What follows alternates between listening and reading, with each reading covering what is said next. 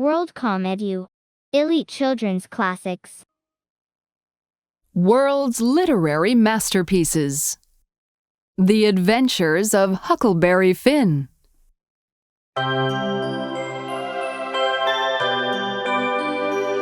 My name is Huckleberry Finn, but it is too long, so everybody calls me Huck. Have you ever read a book called The Adventures of Tom Sawyer? It is a story about Tom Sawyer and me. Tom is my best friend. This is the story.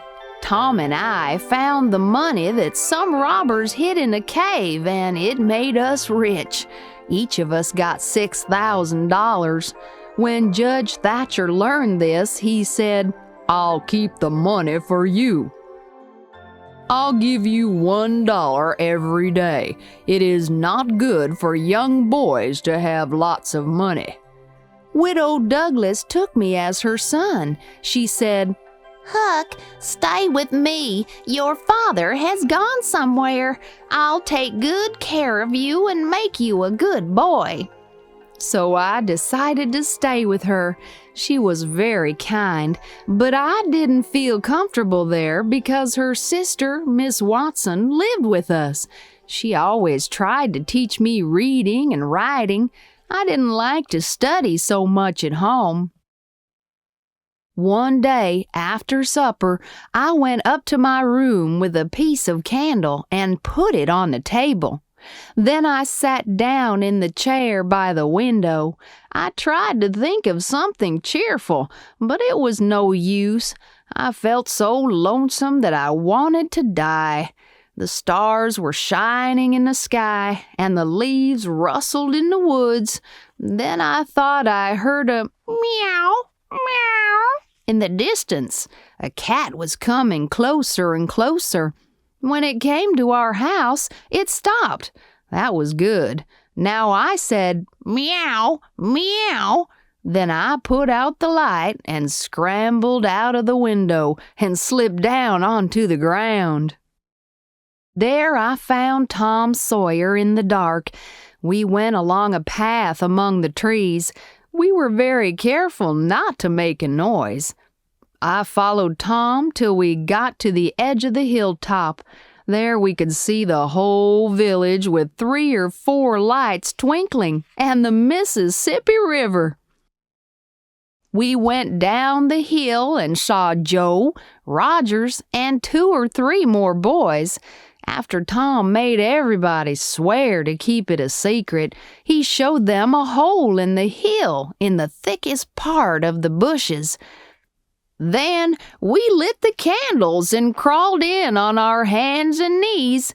We went about 200 yards, and there the cave opened up. Then we went along a narrow place and got into a room which was damp and cold.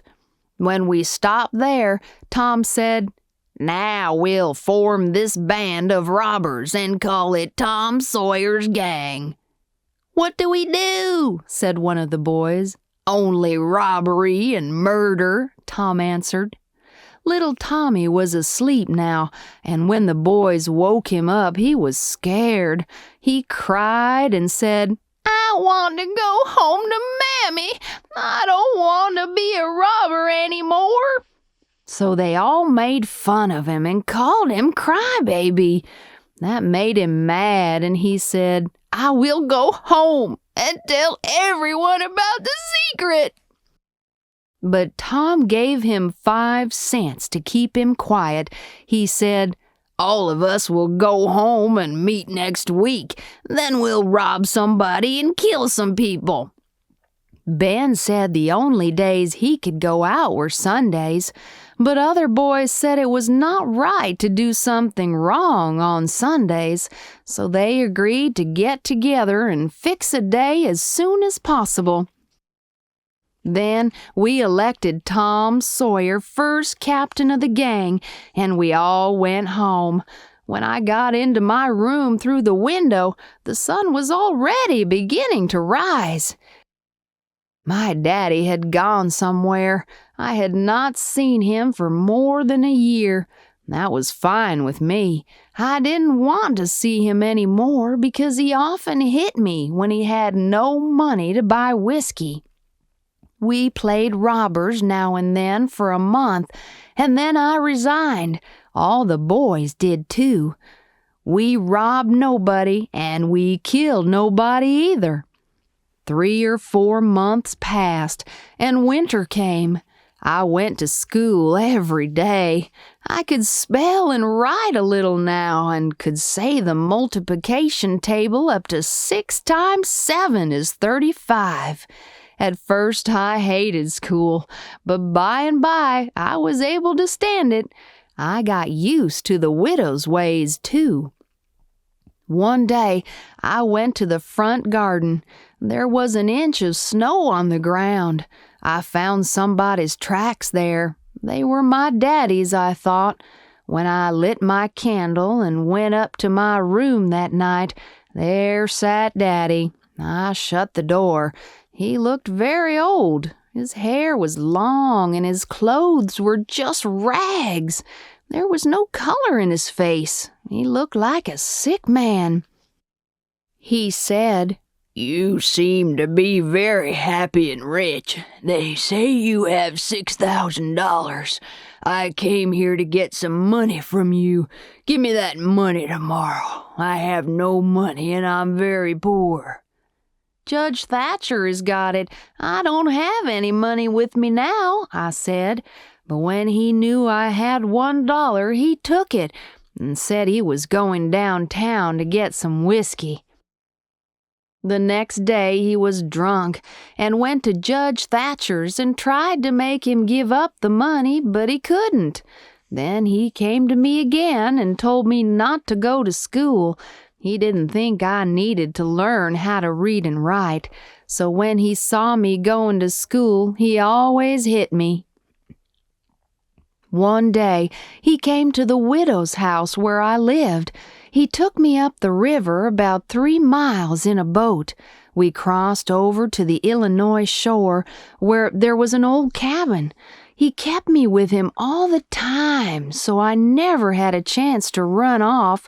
We lived in that old cabin, and he always locked the door and put the key under his head every night. He had a gun which he had stolen. He went hunting wild animals with it. I fished in the Mississippi. Wild animals and fish were all we got for our meals.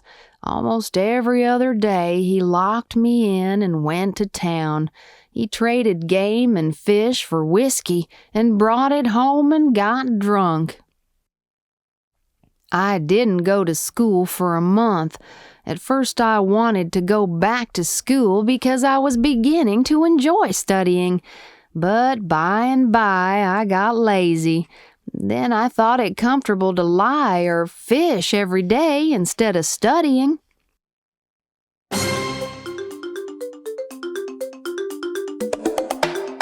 Daddy started to go to town or somewhere else more often than before. One day he locked me in and did not return for 3 days. I was very lonesome. I thought he had drowned. It was then that I made up my mind to leave the cabin. I tried to get out of the cabin many times, but I couldn't find a way out. There wasn't a window big enough for me to get through. Daddy never left a knife or a hammer behind when he went away. When Daddy was home, we made it a rule to go to the riverbank to see if there were some fish on the lines for breakfast. One morning he woke me up and we went up to the bank. I saw some pieces of wood and logs floating down. I knew the river had risen. The June rise always brought me a lot of money because as soon as the rise began, some logs, sometimes a dozen logs, floated down together. All I had to do was to get them and sell them to the sawmill. All at once, there came a canoe, about 13 or 14 feet long. I jumped into the water and caught hold of the canoe. I was all wet, but it was all right. There was nobody in it. I climbed in and paddled it ashore. I thought, Daddy would sell it. It is worth $10. I decided to hide it in the little creek, which was covered with the branches of willow trees. When Daddy came, I said, I fell into the water, and that's why I'm all wet. We caught 5 catfish and went home. After breakfast, I thought of running off somewhere in the canoe. About 12 o'clock, we went up to the bank again. The river was running pretty fast and lots of wood drifted. We went out in Daddy's small boat and got some of the logs and took them ashore. The next day, Daddy locked me in and started for the sawmill in town to sell the logs. His small boat went very slow as it towed the raft, so I thought he wouldn't come back that night. As soon as he left, I took my saw and began to try to make a hole in the wall. After an hour, I could make a hole which was big enough for me to get through. Now I was busy preparing my escape. I took a sack of cornmeal and carried it to the canoe. Then I took some bacon, coffee, and sugar, some ammunition, 2 blankets, and other useful things. I took the axe with me, too. I crawled out of the hole and dragged out my things. I worked hard to restore the wall and the floor to its former condition. Then I took the gun and went into the woods. I shot a wild pig and took it back to the cabin. I smashed the door open with the axe. Then I cut the pig's throat.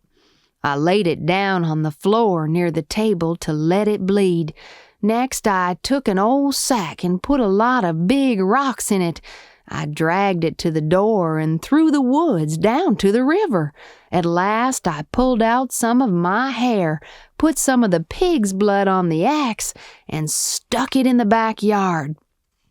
I threw the pig into the river so that nobody would see it. I did all these things because I wanted to make Daddy think I was killed by someone and was taken away somewhere. It was getting darker and darker. I waited in the canoe for the moon to rise. I said to myself, they will think that robbers killed me and will search the river for my dead body. But soon they'll get tired of it. Then I'll be free. Then I can go anywhere and live by myself. I was going to Jackson's Island when it was dark. I was so tired that I fell asleep. When I woke up, I didn't know where I was for a minute or two. After a while, I remembered that I was still in the canoe. The moon was bright, so I could count the drifting logs 100 yards away from shore. I had no time to lose. In a great hurry, I left the shore. I rowed the canoe slowly at first. Then I rowed it as fast as I could till I reached Jackson's Island. I got to shore on the Illinois side. I hid the canoe well so that nobody could find it. I sat down on a log at the head of the island. I looked over the dark river. About 3 miles away, I could see the town where several lights were twinkling.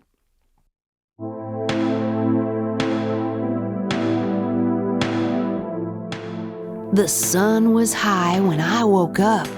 I guessed it was after 8 o'clock. I lay there in the grass and cool shade. I felt comfortable and satisfied there. A couple of squirrels sat on a branch and spoke to me. I was too lazy to cook breakfast. Then I thought I heard a loud sound. Boom! Way up the river. Soon I heard it again.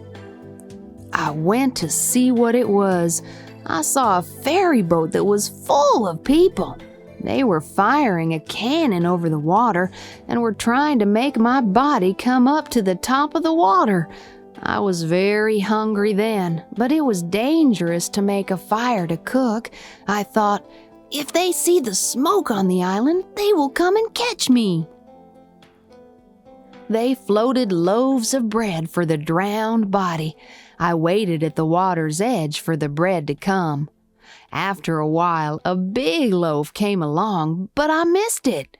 When the second loaf came near the shore where I was, I got it with a long stick. Then I sat down on a log among the leaves and began to eat it while watching the ferry boat.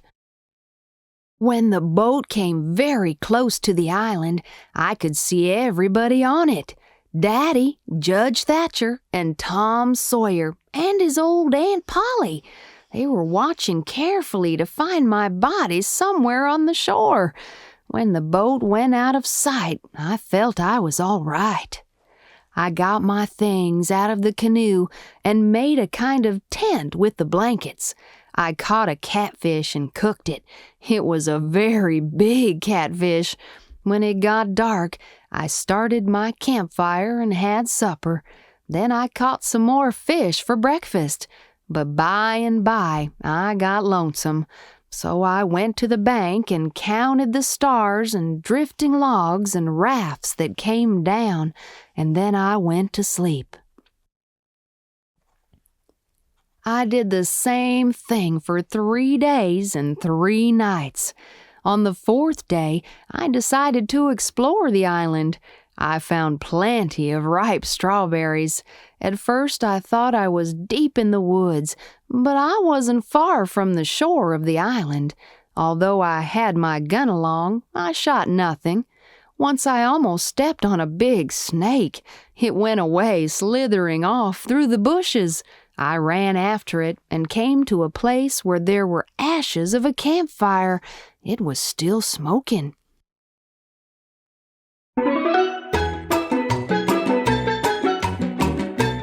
This is the end of Side A. Please turn to Side B.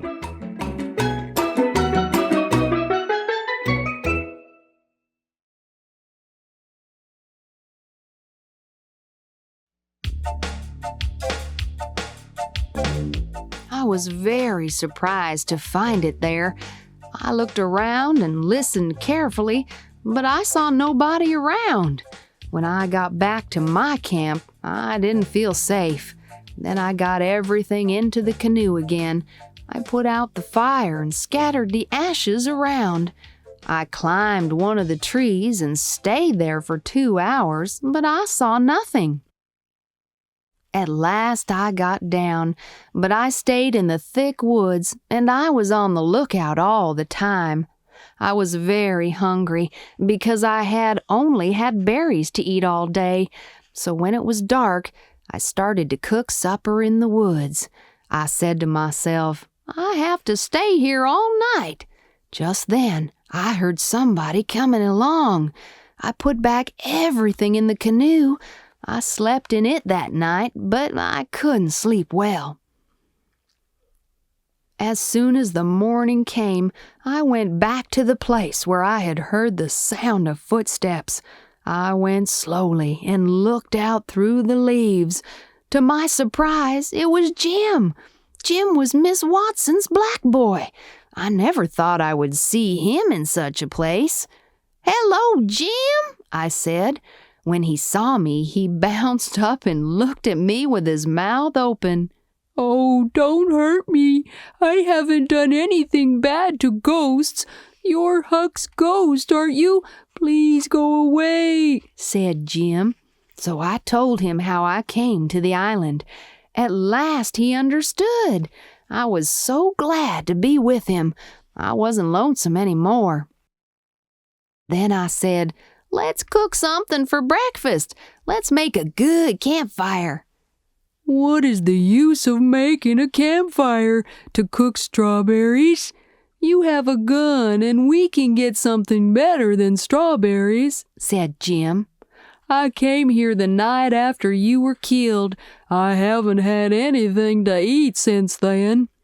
So we went over to my canoe, and while Jim was building a fire, I brought some cornmeal, bacon, and coffee, as well as the coffee pot and the frying pan. I caught a big catfish. Jim cleaned it with his knife. When breakfast was ready, we sat on the grass and ate it. Jim was so hungry that he had 2 cups of coffee, 3 pieces of fish, and a lot of bacon and cornbread. Huck, who was it that killed you in the cabin? Jim asked as soon as he finished eating. I told him the truth. Then I asked him, "Why did you come here?" He didn't say anything for a minute, but then he said, Never tell this to anybody. In fact, I ran off. The other day, a slave trader came to Miss Watson. I knew she was going to sell me to him, so I decided to run off. I came here in the boat which I stole. His eyes were full of tears. When I told him that I didn't blame him, he looked happy. I wanted to go and look at a place in the middle of the island, so we went out to the place. Soon we arrived at the place because the island was only 3 miles long and 1/4 of a mile wide. This place was a very long, steep hill, about 40 feet high. The sides of the hill were so steep and the bushes were so thick that we had a hard time getting to the top. There we found a cavern which was large enough for 2 rooms. Jim could stand in it. He said, Let's bring in our things from the canoe. Here we will never be found. Without dogs, they will never find us. By the way, it looks like rain. Young birds are flying low. We had better bring our things here at once. So we went down to the place where the canoe was hidden. Jim carried all the things we had.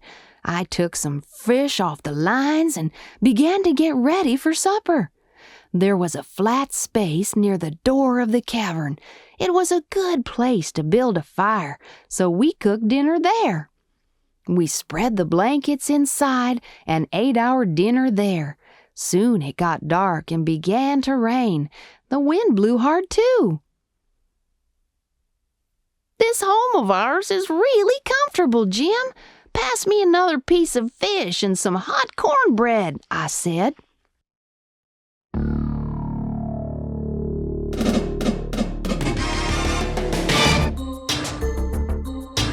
It rained for 2 weeks, so the river kept on rising too.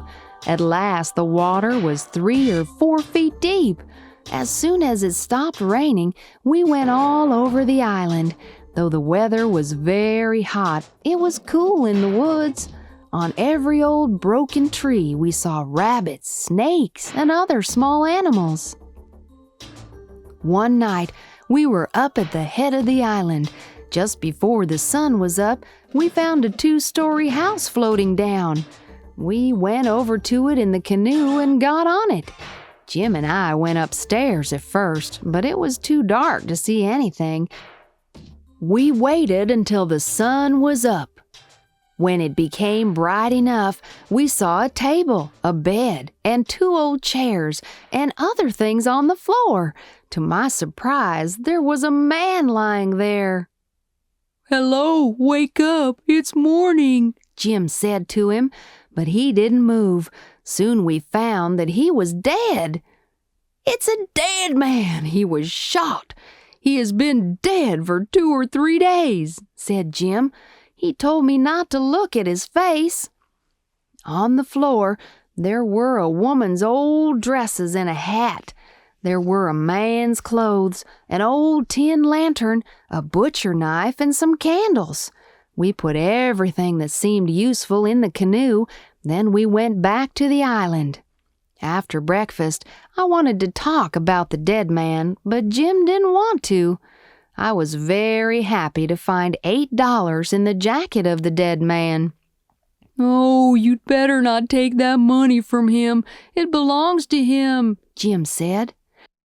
The next morning I felt bored, so I decided to go across the river and find out what was going on. Jim said, That's a good idea, but you'd better wear those women's clothes and dress up like a girl. So I wore the clothes and a girl's hat.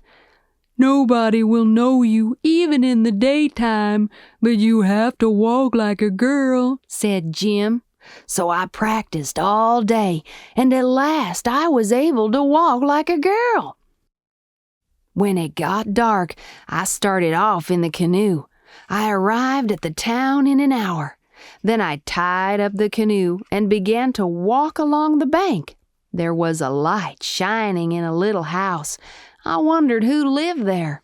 I got close to it and looked inside. There was a woman who was about 40 years old. She was knitting by a candle on the table. I knocked on the door. While knocking, I told myself not to forget that I was a girl. "Come in," said the woman. When I went in, she said, "Take a seat."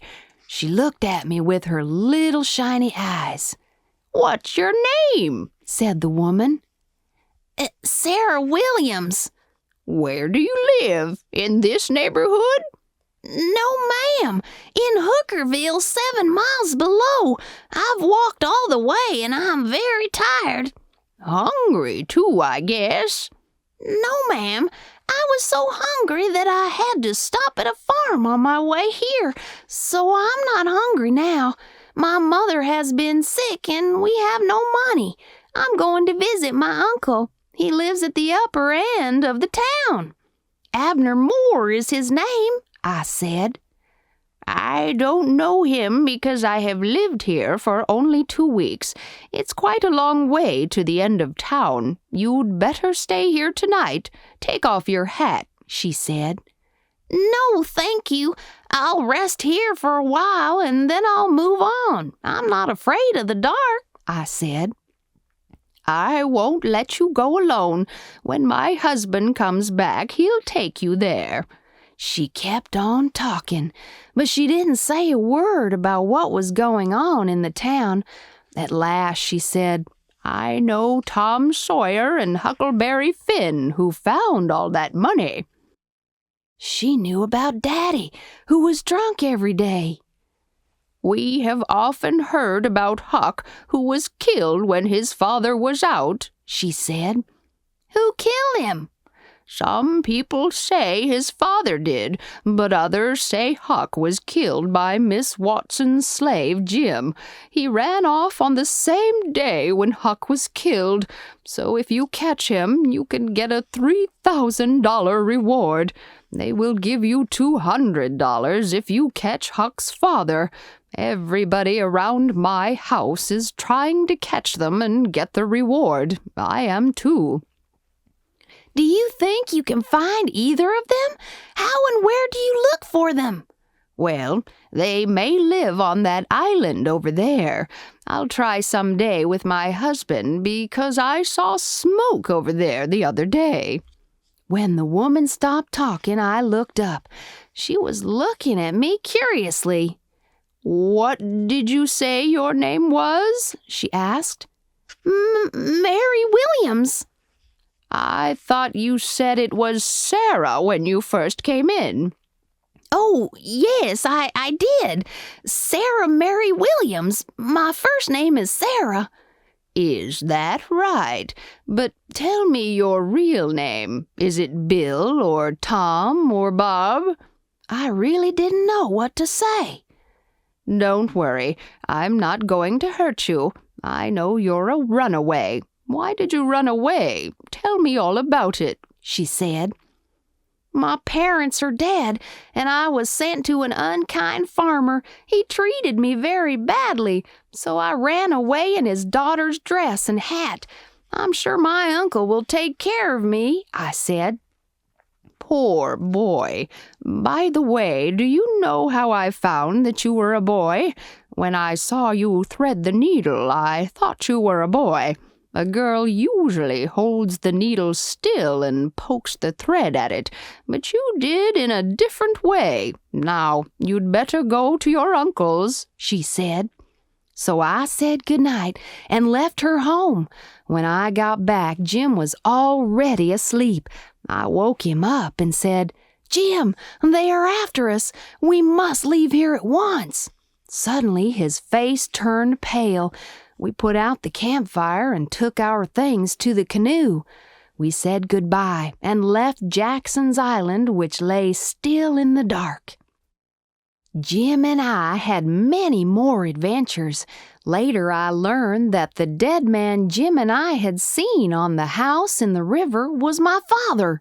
We also found out that Miss Watson had died and that she had freed Jim in her will, so we were both free. We returned to our hometown, but I don't think I'll be staying long. Widow Douglas is trying to civilize me, and I won't stand for that.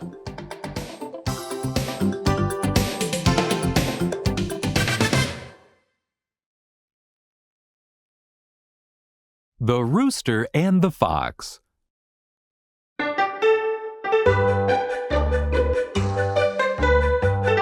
Long ago, in a small house near the woods, there lived a poor old woman. She had a few chickens. There was a very handsome rooster among them. His name was Chanticleer. His comb was as red as fire, and his feathers were as yellow as gold. He was proud of his crow. He thought, "I'm the king of all the chickens." One night, Chanticleer was sleeping by his wife in the chicken coop. Suddenly, he began to moan in his sleep. His wife woke up and looked at him. "Chanticleer? Oh, Chanticleer, what's the matter with you?" Chanticleer woke up and said, "Oh, my dear, I have had a terrible dream." He continued, "I was looking for food in the yard. I saw a strange animal behind me. It looked like a dog, but it wasn't a dog. His fur was yellowish red. He had a long tail and a sharp nose. His eyes glowed like fire." "Nonsense," said Mrs. Chanticleer in a mild voice. "Bad dreams come of overeating." Chanticleer said, "Dreams often foretell very important things." But his wife didn't believe his words. "Oh, that's foolish. Be quiet and go back to sleep," said his wife. "Yes, my dear," answered Chanticleer. They slept peacefully again. The next morning, Chanticleer got up and flew down from his perch. He walked up to the barnyard in a royal way. He jumped up onto the fence and crowed, "Cock-a-doodle-doo! Cock-a-doodle-doo! Time for work and breakfast!" All the hens came down from their perches and began to look for their food. Chanticleer walked up and down. His red comb was standing up like a king's crown. When he found some insects, he gave them to the hens. Soon the sun rose higher and higher. He stopped looking for insects and went to the pond at the end of the garden fence. There he took a bath. It was cool and pleasant.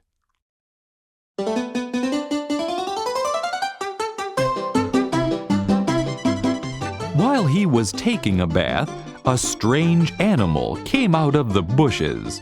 It had yellowish red fur, a long nose, and a thick tail. It was just like the animal in his dream. It was a sly old fox. Chanticleer jumped up in surprise, but the fox said in a mild voice, "Don't be afraid of me. I only want to make friends with you. I knew your parents well. I played with them. Your father had the most beautiful voice. Your voice may be the same as your father's. Please, let me hear your pretty voice." Chanticleer was quite flattered by his sweet words. He stretched out his neck, shut his eyes, and began to crow. Of course, the fox jumped into the air and caught Chanticleer by the neck. He ran into the woods with Chanticleer in his mouth. Just then, the hen saw the fox running, with Chanticleer in his mouth. They began to shout. The old woman heard their cries and rushed out of the house into the yard. "What's the matter?" she cried. "Oh, the fox has caught Chanticleer! Help him! Help him!" The farmers stopped their work and came out to help her. They kept looking for Chanticleer, but they couldn't find him. The fox and Chanticleer were in the bushes. Poor Chanticleer waited for a chance to escape. An idea came to his mind. Chanticleer said to the fox, "Those silly people can't catch up with you. You can run faster than they." The fox was quite flattered by Chanticleer's praise too. "Before you eat me, please listen to my crowing once more," said Chanticleer. "Yes, I'll listen to you," answered the fox. Chanticleer fluttered his wings and flew high up on a branch of a tree and crowed, "Cock-a-doodle-doo! Cock-a-doodle-doo! I know how to flatter." The old woman and the farmers heard his voice and rushed to help Chanticleer. The fox knew that he had been fooled by his flattery. The fox ran away as quickly as he could. Chanticleer was saved. He said to himself, "I'll never crow with my eyes shut again, and I must beware of sly flattery."